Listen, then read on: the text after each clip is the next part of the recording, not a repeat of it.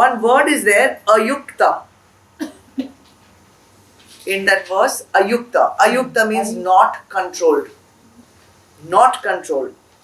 So a person who is spiritually undisciplined. So we are not talking about indiscipline of either jata hai udhar. Spiritually undisciplined we want. Because what is spiritually undisciplined means what?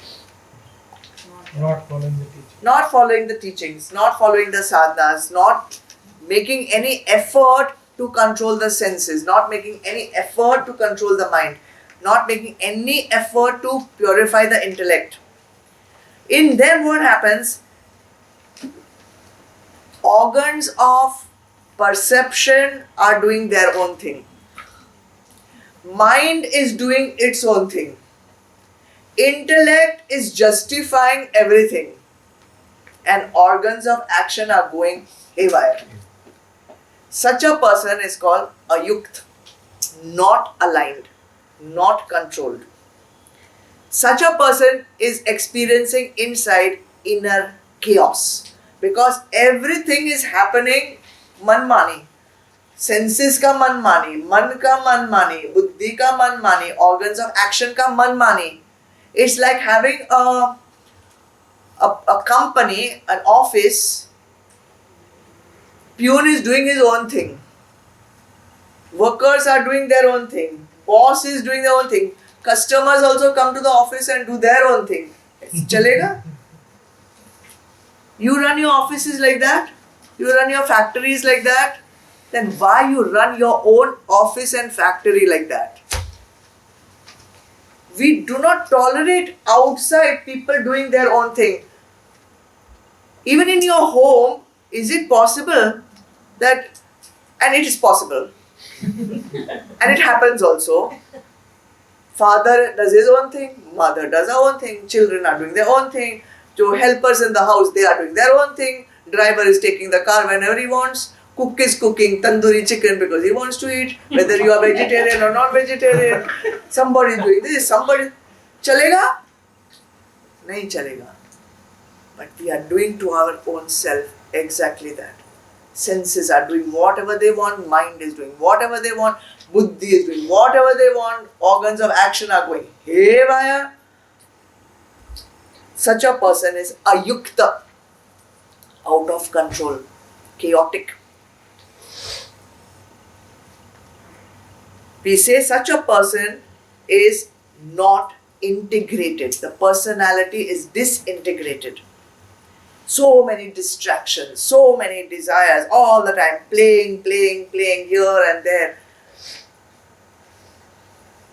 Can such a person sit for meditation? Out of the question. Out of the question. Even you close the eyes, bahar ke vishay band ho gaye, but the vishay is not outside problem. Outside vishay is not the problem. Problem is inside vishay. You have taken that vishay and you have put it in your buddhi. You cannot live without it. Close your eyes, nose, mouth, ears, whatever you want to close. Gad is going to come up like ripples in a pond. So this person closes his eyes, sits for meditation. Bahar ka to band hua, andar ka jada. When outside is closed, inside disturbance becomes more acute. So, what kind of meditation should we be doing? There are many meditations. There are meditations for healing the body. There are meditations for relaxing the body. There are meditations for just being in silence. There are meditations for reaching Bhagwan. For all these meditations, whichever it may be, you need to focus the mind. You cannot just let it go wherever it wants to go. So, I know that I have done programs where we said that meditation is doing nothing. We have done programs which says meditation means doing nothing. That meditation is actually called sleep.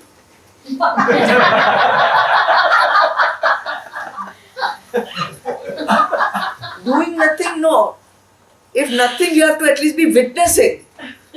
Witnessing is not doing nothing. It's a very concentrated focus of the mind. You have to have focus for the mind. And if the mind is going all over the place, it's not possible. So therefore he says, the one whose senses are not in control, he cannot meditate. And if you cannot meditate, you will not be at peace, because everywhere your desires, your senses are pulling you in various different places.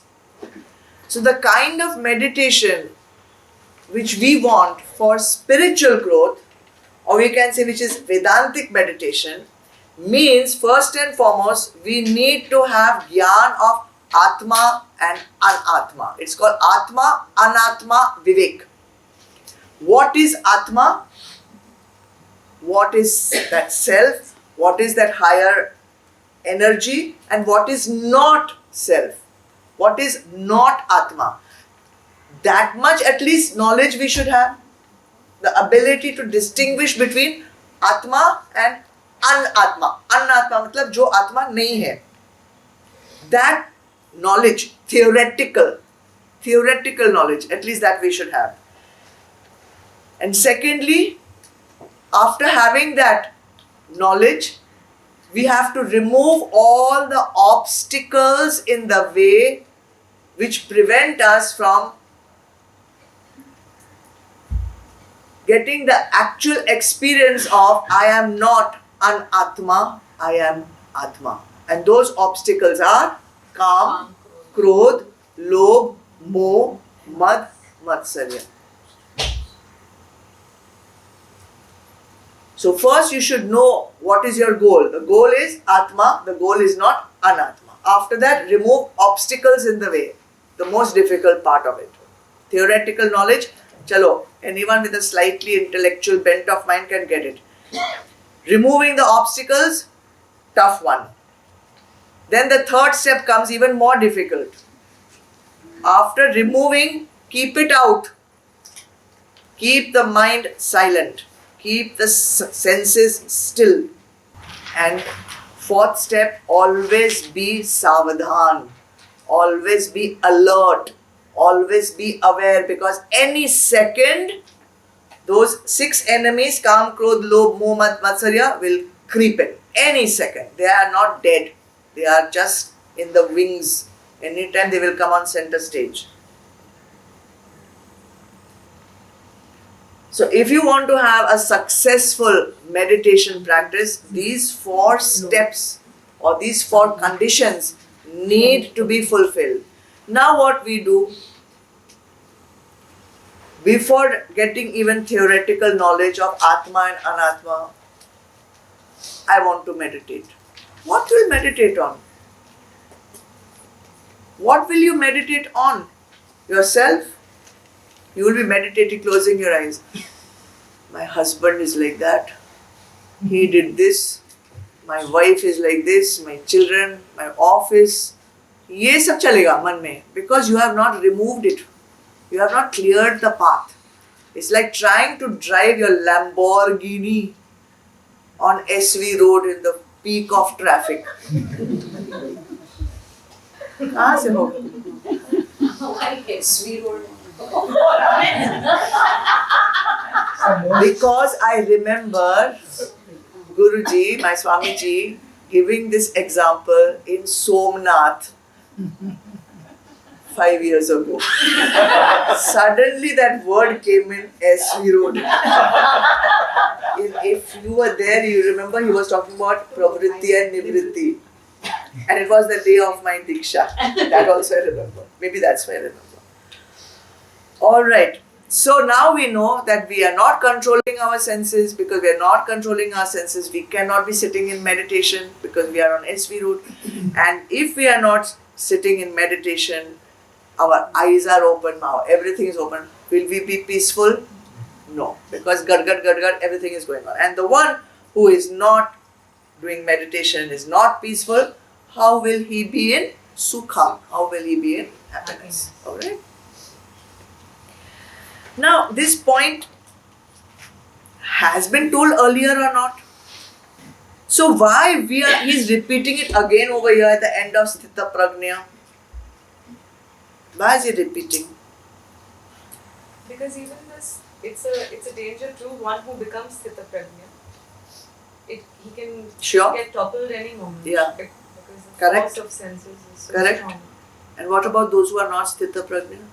They are anyways. Because he has said it so many times and you are still not become Sthita Prajna, he's telling for you only again. Because you have also repeated. We are also in the same boat. So for all of us, the important points are always repeated again and again and again in the whole that once at least it is heard and implemented. Okay, and you'll see that the most important things in Bhagavad Gita 7, 8, 9, 10 times also the same thing is repeated again and again.